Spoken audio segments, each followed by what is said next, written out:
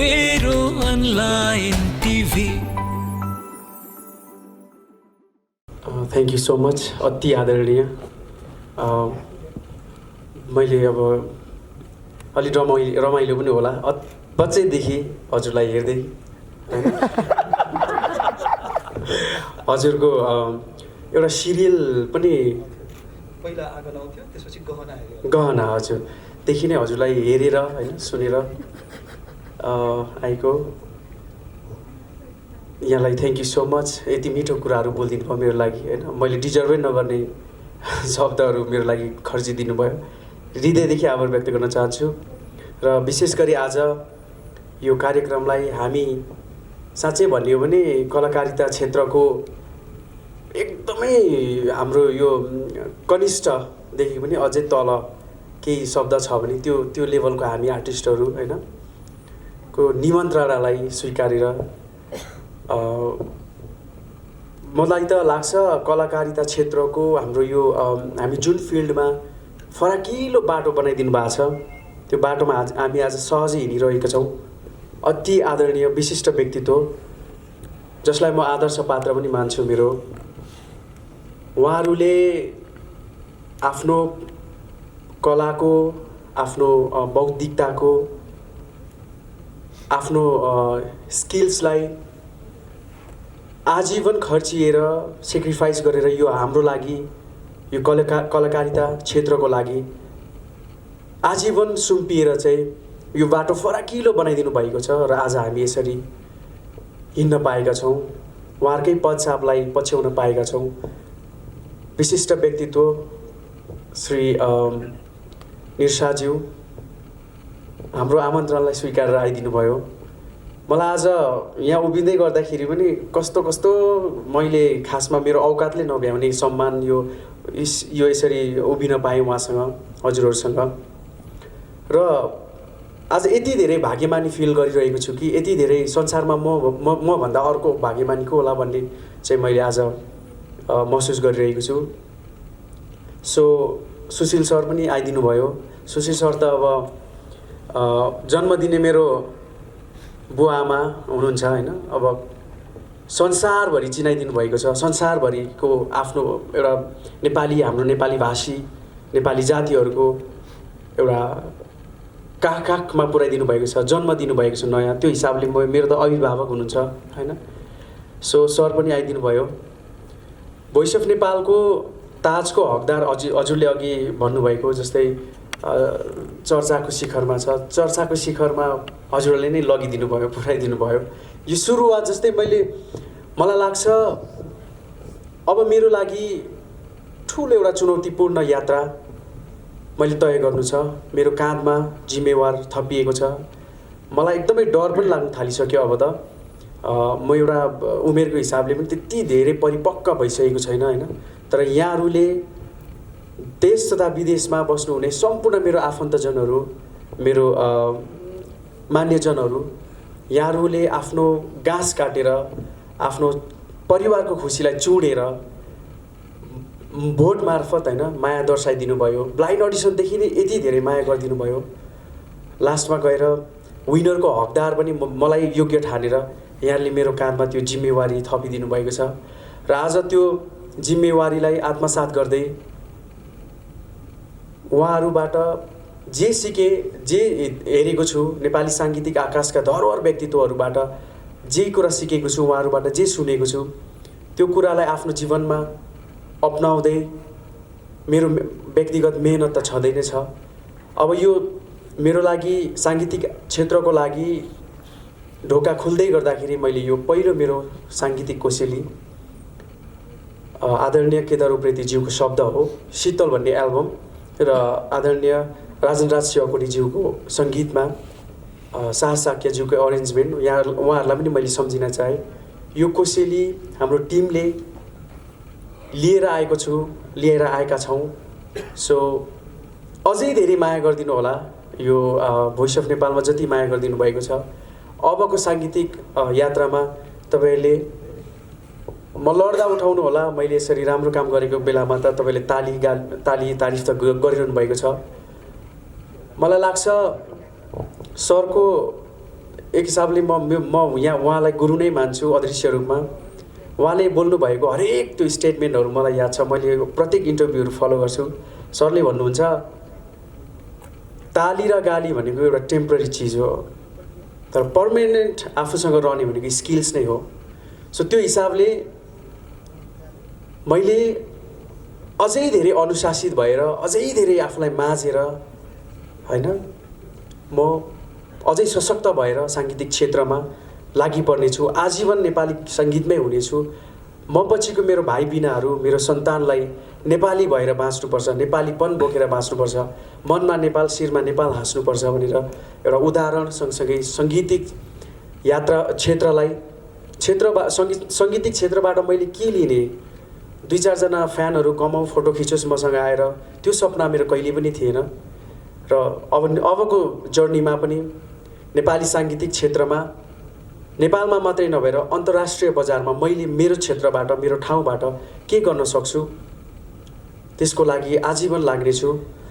र सुशील सरले voice of नेपालको अब प्रतिनिधित्व गर्दै यहाँ आउनुभएको छ। सरलाई पनि म आज एउटा यो प्रतिबद्धता जाहेर गर्छु कि भोइस अफ नेपालको जुन गरिमा छ, जुन शान छ, त्यो शानलाई आँच आउने काम कहिले गर्ने छैन।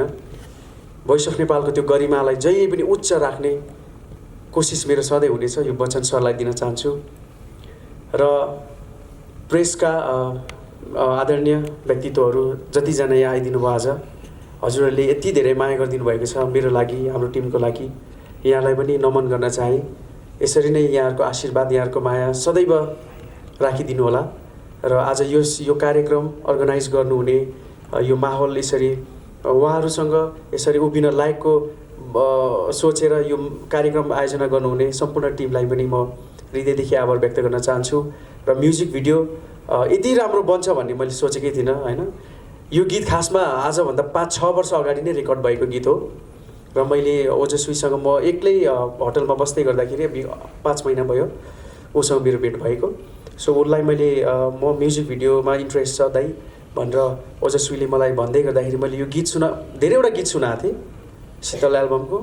उसले टक्कै यो गीतलाई एकदमै धेरै मन परायो र म गर्छु, मलाई विश्वास गर्नुहोस् दाइ भन्ने कुराहरू गरेपछि मैले मेरो भाइ भन्दाखेरि पनि उसको काम पनि हेरेँ मैले। सो कुल खानदानहरू धेरैवटा हेरिसकेपछि एकदमै मन पर्यो र सहकार्य गर्न म आफूलाई पनि एकदमै इच्छुक थिएँ। सो गीतलाई चाहिँ नमार है भनेको थिएँ। साँच्चै नै आज मैले हेरेकै थिइनँ भिडियो, फर्स्ट टाइम हेरेँ यहीँनिर। यति धेरै मन पर्यो, यति धेरै राम्रो काम गरिदिनु भएछ। यहाँलाई म हृदयदेखि सम्मान गर्न चाहन्छु त्यसको लागि पनि।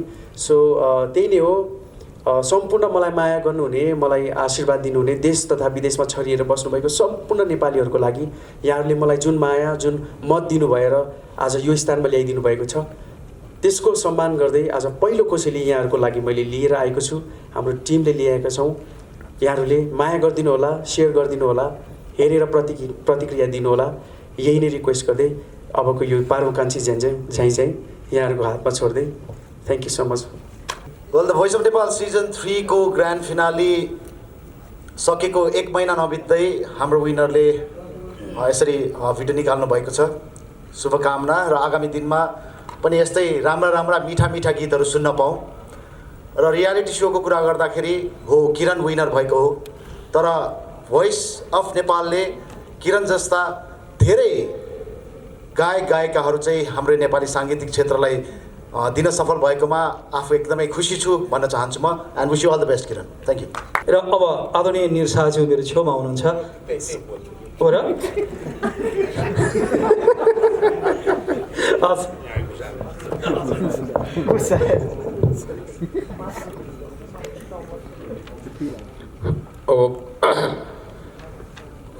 नो फर्मालिटिज है।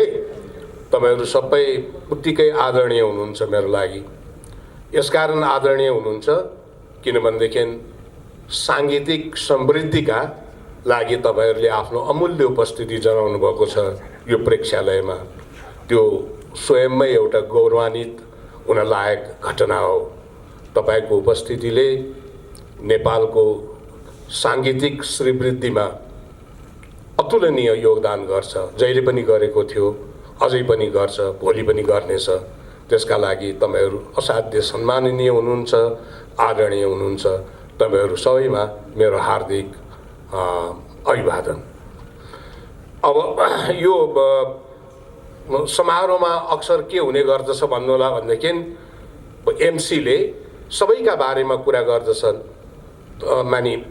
बताउनुहुन्छ, व्याख्या गर्नुहुन्छ, तर उहाँ आफ्नै बारेमा चाहिँ जहिले पनि छुटिरहेको हुन्छ। यसबारे लामो चर्चा अहिले पनि हामीले गरेका थियौँ। उहाँ एउटा सिद्धहस्त गीतकार हुनुहुन्छ, एउटा अघि मैले त्यस कारणले संवेदनशील मनको धनी भनेर भने उहाँलाई।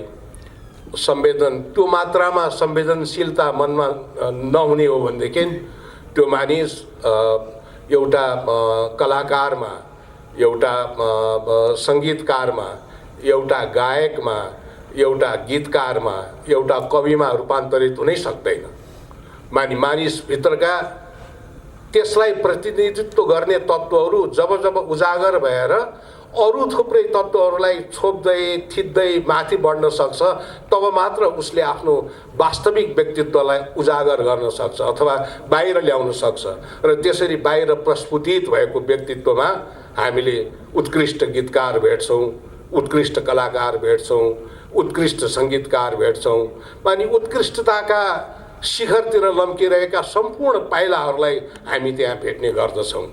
त्यसकारण यी सबको पछाडिको मोटिभेटिङ फ्याक्टर भनेको चाहिँ त्यही संवेदनशील मन हो। त्यो संवेदनशील मनलाई हामीले जोगाउनका लागि जीवनभर प्रयत्न गर्दछौँ, जानेर नजानेर।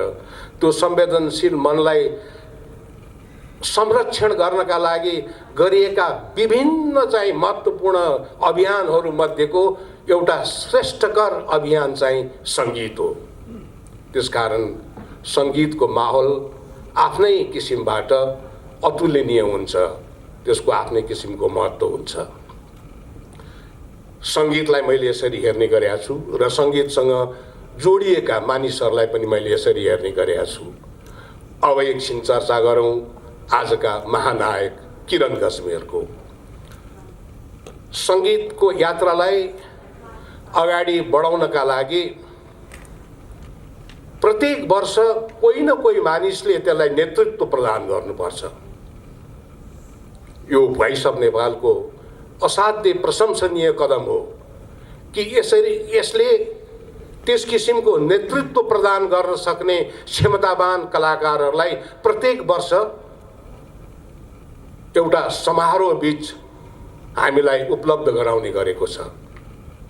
त्यही उपलब्धिका रूपमा, त्यही एउटा अभियन्ताका रूपमा, त्यही नेतृत्वकर्ताको भूमिकामा हामीले किरण गजमेरजीलाई पाएका छौँ र बाँकी समय आफ्नो क्षेत्रबाट सङ्गीतको श्रीवृद्धिका लागि उहाँले कर्मठ रूपबाट आफूलाई अगाडि बढाउनु हुनेछ। यो भोइस अफ नेपालको प्लेटफर्मले उहाँलाई त्यही ऊर्जा दिएको छ र त्यसरी ऊर्जा भर्ने संस्था पनि पूजनीय छ र त्यो संस्था मार्फत हामीले उपलब्ध गरेका प्रतिभाहरू पनि हाम्रा लागि त्यति नै महत्त्वपूर्ण छन्। त्यसकारण म मेरो पुस्ताका तमाम चाहिँ सङ्गीतमा आबद्ध व्यक्तित्वहरूको तर्फबाट, म आबद्ध रहेका सम्पूर्ण सङ्घ संस्थाहरूको तर्फबाट र मेरो आफ्नै व्यक्तिगत तर्फबाट पनि आदरणीय किरण गजमेरज्यूलाई हार्दिक बधाई ज्ञापन गर्न चाहन्छु।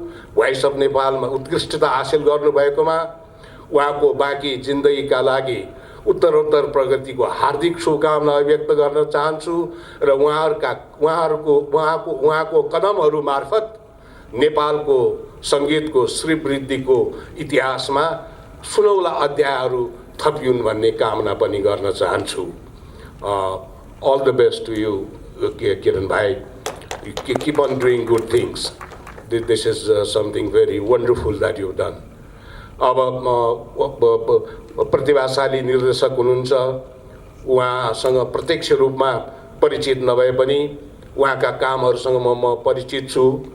अहिले पछिल्लो कालखण्डमा आएर मैले आफूलाई पनि म्युजिक भिडियोमा संलग्न राख्ने गरेको छु। यो अत्याधिक नौलो फाँट पनि भयो मेरो लागि र I enjoy every moment whenever I am involve doing a music video.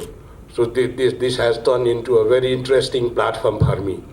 त्यसमा अब केही राम्रा प्रस्तुतिहरूलाई मैले नोटिस गर्ने गरेको छु. उहाँ हाम्रा निर्देशकको शिशिरजीको चाहिँ प्रेजेन्टेसन्सहरूलाई naturally definitely I have noticed. अब सङ्कल्पजीको त कुरै भएन. म आफैले काम गरेको छु उहाँसँग. मेरा महत्त्वपूर्ण केही चलचित्रहरूमा सङ्कल्पजीसँग चाहिँ सहकार्य गर्ने मैले मौका पाएको छु. उहाँको प्रतिभासँग म असाध्य नजिकबाट परिचित छु. त्यसकारण उहाँ पनि यसमा संलग्न हुनुहुँदो रहेछ. त्यस्तै प्राविधिक टिममा अरू सबैजना जो जतिको नाम यहाँ सुनियो, उहाँहरू सम्पूर्ण टिमको संलग्नताले नै यो एउटा उत्कृष्ट किसिमको प्रस्तुति बन्नेछ भन्ने कुरामा विश्वास लिन सकिन्छ.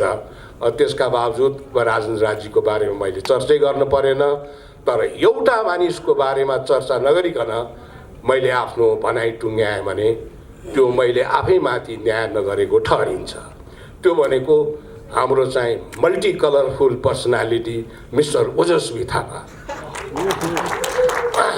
नाताले उहाँ मेरो नक्कली कान्छो छोरा हुनुहुन्छ. किनभनेदेखि त्यो एउटा के अरे कुल खानदान, कुले भन्छु म त्यसलाई. त्यो कुले भन्ने टेलिफिल्ममा उहाँले मेरो कनिष्ठ कुपुत्रको भूमिका निर्वाह गर्नुभएको छ. अब त्यो उहाँ स्वभावतः बानी एउटा रिमार्केबल कुरो के छ भन्नु होला भने प्रत्येक मानिसलाई म अलिकति गहिरिएर अध्ययन गर्ने गर्छु. जुन किसिमको वेशभूषा उहाँ प्रयोग गर्नुहुन्छ नि, हरियो सुटमा पहेँलो धर्को, सेतोमा कलेजी मिसिएको टाटेपाटे होइन, छिर्के इस्टकोट, बुट्टे फुलै फुल भएको इस्टकोट माने आदि इत्यादि. त्यो र उहाँको मुहार वृन्दमा जुन किसिमको शालीन र सभ्य अज्ञानता अबोध एक प्रकारको रहस्यमय अभिव्यक्ति लुकेको छ नि, त्योसँग म्याच गर्दैन. दुईटा कन्फ्लिक्टिङ पर्सनालिटीलाई सँगसँगै अगाडि हुर्काएर लगिरहनु भएको एउटा कलाकारको रूपमा मैले देखेको छु ओजस्वी थापालाई. That converts him into a potential actor. I see lot of potentiality in him. उहाँसँग अक्सर गरेर कस्तो हुन्छ भन्नुहोला भनेदेखि बाँकी सारा मान्छेले एउटा कलाकारलाई चिन्ने मौका पाएको हुन्छ. त्यो कलाकार स्वयंले बाहेक समय लाग्ला. तर प्रकारान्तरमा ओजस्वी थापा नाम गरेको एउटा पारङ्गत कलाकार हाम्रो इन्डस्ट्रीले प्राप्त गर्नेछ. त्यो प्राप्त गर्ने क्रम प्रारम्भ भइसकेको छ. त्यसलाई उहाँको त्यो कन्फ्लिक्टिङ पर्सनालिटी एउटा आभूषणका आधारमा, एउटा भावनाका आधारमा जुन सँगसँगै प्यारलली बोकेर उहाँले अगाडि बढाउनु भएको छ. जुनसुकै व्यक्तित्वले जिते पनि उहाँले प्राप्त गर्ने परिष्कृत कलाकारको व्यक्तित्व बनाउनमा त्यसले मद्दत पुर्याएको हुन्छ. Because in both kind of characters he is equally serious. दुवै प्रकारको व्यक्तित्वलाई उहाँले सँगसँगै हिँडाउनु त भएको छ. तर ती दुवै किसिमका व्यक्तित्वहरूप्रति उहाँ असाध्य निष्ठावान रूपले इमान्दार पनि हुनुहुन्छ. त्यति धेरै निष्ठा र इमान्दार भएको व्यक्ति सफल कलाकारमा रूपान्तरित हुन्छ. तसर्थ उहाँको भविष्यको बारेमा धेरै आश गर्ने ठाउँ छ. अर्को प्रतिभाशाली नायिकालाई पनि देखियो. उहाँहरू सबैको उत्तरोत्तर प्रगतिको हार्दिक शुभकामना दिन चाहन्छु. र यहाँहरूले विशेष गरेर प्रेसका साथीहरूले बुझ्नुपर्ने कुरा के हो भन्नु होला भनेदेखि नि, पर्फर्मिङ आर्ट्स को चाहिँ नेपालको इतिहासको कुरा गर्दाखेरि सबैभन्दा प्राचीन पुरातात्विक महत्त्वको उद्योग चाहिँ सङ्गीत उद्योग नै हो। सिनेमा टेलिभिजन त हिजो भर्खर सुरु भएको जस्तो लाग्छ। मै ओजस्वीको उमेरको भइसक्दा पनि नेपालमा त सिनेमा र टेलिभिजन भन्ने त थिनै थिएनन्।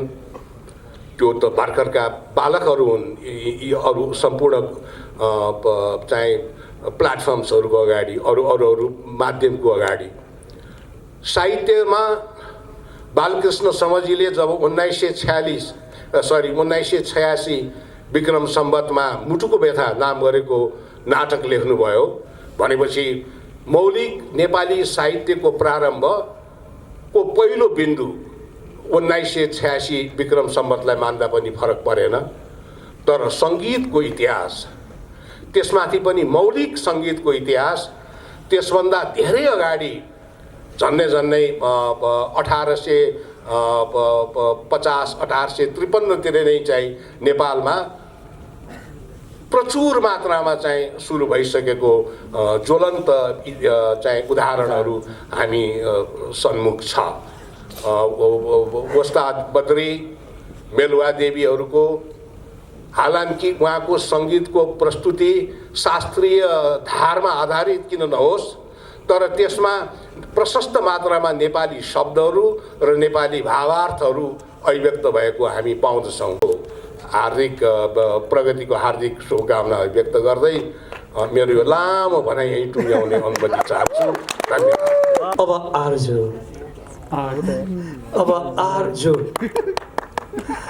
अब अघि मैले भन्नुपर्ने कुरा त भने, हिपहपका कुरा पनि आयो, अभिनय पनि हेऱ्यो, बडो राम्रो मान्छे पनि सुन्दर।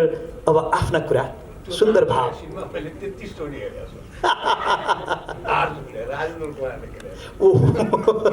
अब आर्जुका कुरा। नमस्ते सबैजनालाई। नमस्ते सर, नमस्ते किरण, नमस्ते सबैजनालाई।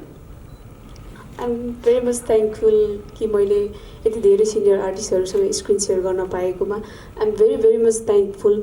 अनि मेरो टेक्निसियन टिमदेखि लिएर सबैजनालाई म धेरै धेरै धन्यवाद भन्न चाहन्छु कि उहाँले मलाई विश्वास गर्नुभयो र मेरो इन्टायर टिमले पनि मलाई यति धेरै माया र सपोर्ट गरिदिनु भयो। And thank you so much हाम्रो रिपोर्टर्स दाइहरूदेखि सबैजनालाई उपस्थित हुनुभएकोमा। Thank you so much. That's all. Thank you so much सबैजनालाई। यहाँ उपस्थित हुनुभएको सबै पत्रकार दाइ, दिदी, साथी जो जो आउनुभएको सबैलाई नमस्कार। अनि मैले यहाँनिर सबभन्दा आदरणीय हाम्रो दाइहरूलाई thank you so much for coming. सरलाई पनि एकदम थ्याङ्क यू सो मच निर सर आउनुभएकोमा। अनि किरणजीलाई thank you so much for this opportunity भन्छु मैले, किनभने पहिलोचोटि हामीले यो गीत सुन्दाखेरि नै किरण सरले मलाई ट्रस्ट गर्नुभएको थियो। सिसिरको दुई गरौँ के गरौँ भन्दाखेरि हामी लकडाउनको टाइममा पनि गएर हेटौँडामा सुटिङ गऱ्यौँ। अनि त्यसलाई आज यो समय दिन आइसकेका छौँ हामी। अनि हाम्रो को एक्टरहरू पनि एकदमै धेरै मेहनत गर्नुभएको छ। त्यो टाइममा पनि रिहर्सलमा आएर मलाई साथ दिनुभएको हाम्रो ओजस भाइ पनि, अनि प्लस आर्जुले पनि एकदमै साथ दिनुभएको छ। Thank you so much everyone. First of all सबैजनालाई अभिवादन। हाम्रो पत्रकारकर्मी जतिजना पनि आउनुभएको छ, तथा हाम्रो निरङ्गल, म उहाँलाई अङ्कल भन्ने गर्छु, तर सायद मैले उहाँलाई अङ्कलभन्दा बढी बाबा भनेर बोलाएको छु होला आजको दिनसम्म गर्ने नै हो भने। किनकि कुल खानदानको एउटा लामै लगभग 2 वर्षको यात्रा हामीले सँगै कलाकारितामा अगाडि बढ्दा I am really happy to be sharing screen with him. I am really overwhelmed about that. अनि निरङ्गलको कुराले मलाई जहिले पनि उहाँको त्यो बोल्ने शैली, उहाँको भाषा, उहाँको शब्दहरूले जहिले पनि मेरो आङ नै तरङ्ग पारिदिन्छ।